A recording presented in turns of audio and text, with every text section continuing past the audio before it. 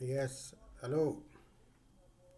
Good morning, good evening, good afternoon, good night, wherever you are, my fellow Ugandans.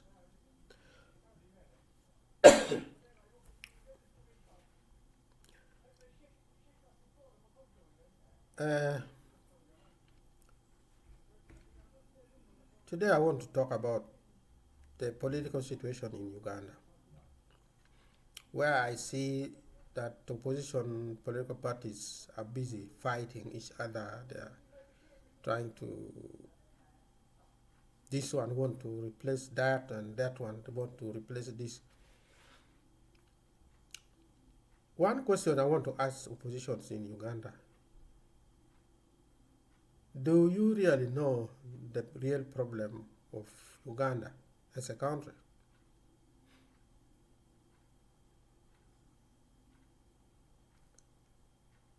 If you know, what are they? If you don't know, why don't you try to find out? Because Museveni claimed that he went to the bush to fight because the 1980 general election was rigged. Many Ugandans have taken that as the real truth. Unfortunately, there are no UPC members that stood up to challenge such claim to clear up the lies of NRA, NRM against the UPC.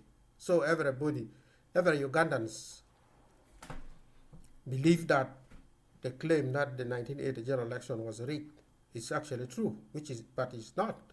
That is a big lie. It's the biggest lie Museveni has ever used and succeeded in getting what he wanted. First thing first, was the 1980 general election held on the basis of political parties, popularity? No, it was not. That election came after a liberation war that took almost 1 year and some months from the border of Tanzania to Kampala, where the Tanzanian forces participated by helping Ugandan exile to remove Idi Amin from power. So, when Idi Amin was removed, Lule was put as president. Instead of Lule leading this country to a better security and economic recovery so that Ugandans start to now benefit from the liberation, Lule came with an ulterior motive. For them, if I say them, I would even include Binaisa. For them, Buganda first, not Uganda, but Buganda first. So Lule started messing up things. That is why Lule was removed. When Binaisa came, then Binaisa could not allow Obote to return home, returning from exile from Tanzania as a citizen of Uganda. He could not. That is why he started by sending Oyeto Jok to be an ambassador in Algeria when the war against Amin was not yet over. Because areas in the north, like West Nile and some part of northern Uganda, was still infested with Amin soldiers. So this Oyeto Jok and all these army military officers who fought Amin together with the Tanzanian forces, their being in the forces was still very important. But instead, politicians in Uganda were playing the politics of stupidity by now trying either to deny Obote or to in fact, they were doing things which was against the interests of the citizens of Uganda also. Because when Obote returned, there was lies that Baganda would not accept Obote to land in Entebbe. Obote went and landed in Bushenyi. From Bushenyi, they dropped him to Kampala. There was no demonstration by Baganda to show that they didn't like Obote to be in Buganda region or in Kampala. Obote came, he did not assume power. there was election. He was only being protected because he was the first president. Election was held. DP started drumming that they won. And yet, during the liberation struggle, the name of DP was not there. The name of Paul Kawanga Semugere was not there. Paul Kawanga Semugere came out when election was declared that now we are going to organize election and then let the Ugandans vote a party that would now lead them, or a leader that would lead them from the ruin of the Amin's regime, mismanagement of the country, and the war.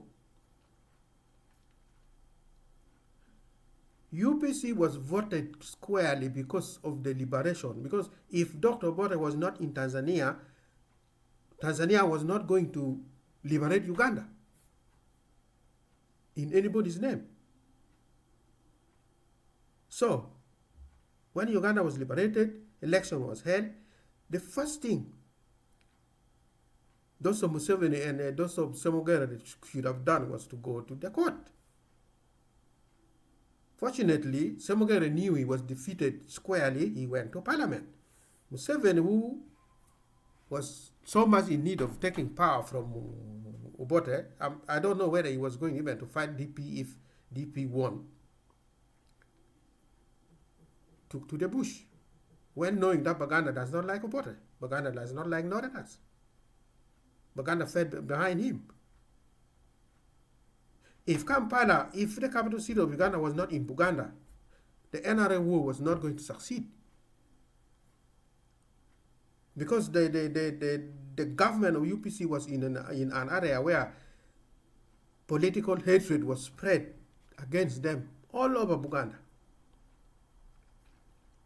Although the ordinary Buganda wanted just good economy, good security, because why is it that the rest of the country was peaceful? There was security was good, but only in Kampala and in West Nile. The war in West Nile was expected. I said this one many times.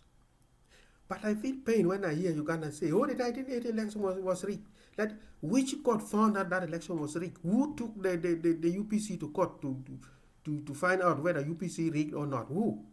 Why is it that now opposition politicians are expected to go to the court under NRM? NRM, when they were in the bush, they were blaming UNLA and UPC for killing people in Luero. When they came to power, they went to the north, they were blaming LRA for killing people in northern Uganda. So these people, when are they going to acknowledge that they actually also killed Ugandans, or they destroyed the economy of Uganda? The war of NRA was to derail UPC plan for uplifting Ugandans from the ruin of Amin mismanagement and the liberation war of 1979 to prosperity and to bring security down. Because that one was definitely going to happen if UPC was to rule Uganda for 5 years peacefully without any military interference in Buganda, where the center of administration is.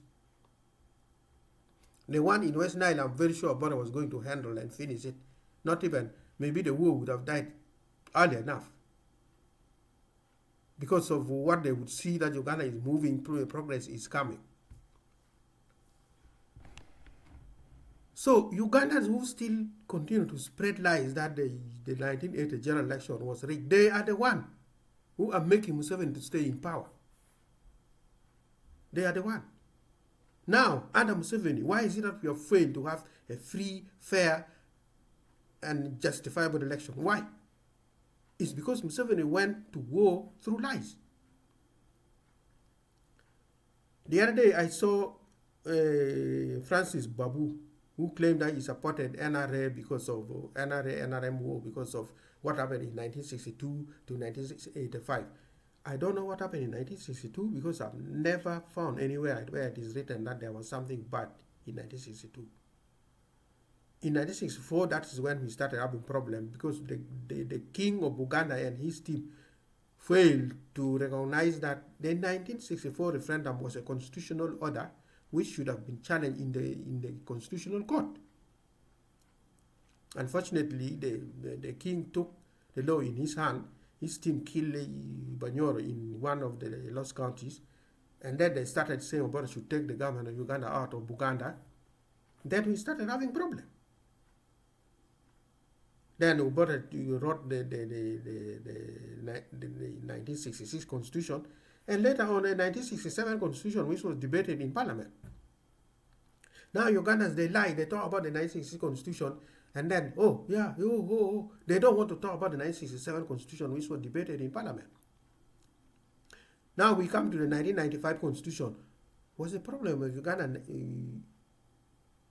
a constitution? No, it was not. Uganda was more united and peaceful under the 1967 constitution. But now, what is it? Now Uganda is terribly scattered, divided. I heard somewhere Museveni say, I restored these cultural institutions to create unity. How can you restore cultural institutions to create unity?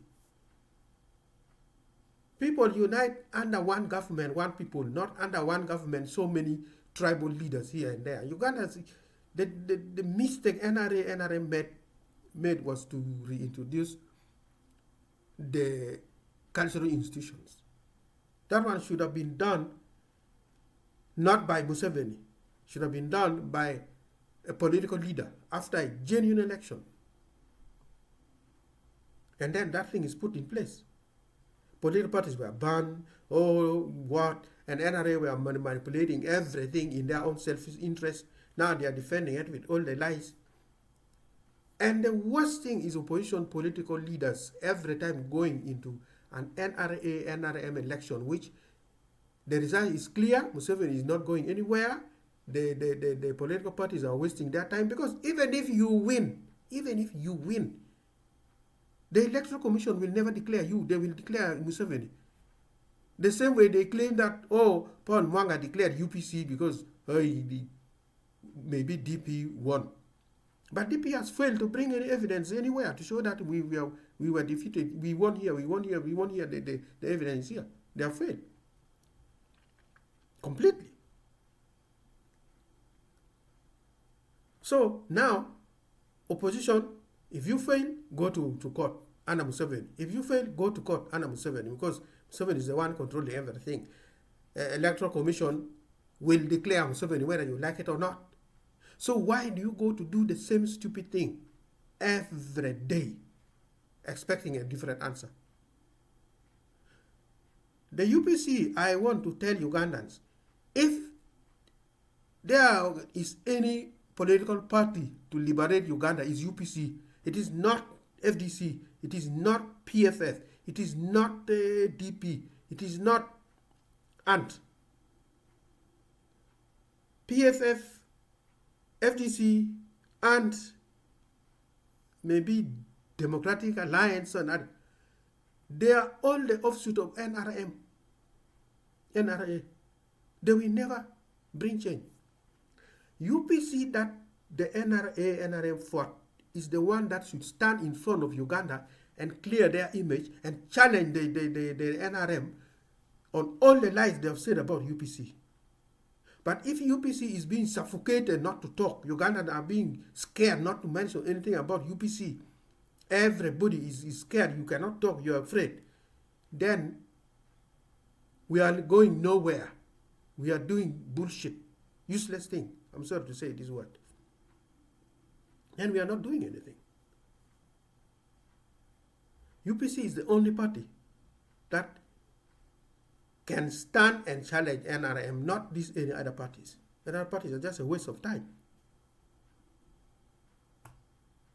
Museveni fought UPC knowing very well that he lied against the UPC. He lied completely. So, maybe let me stop here. Thank you.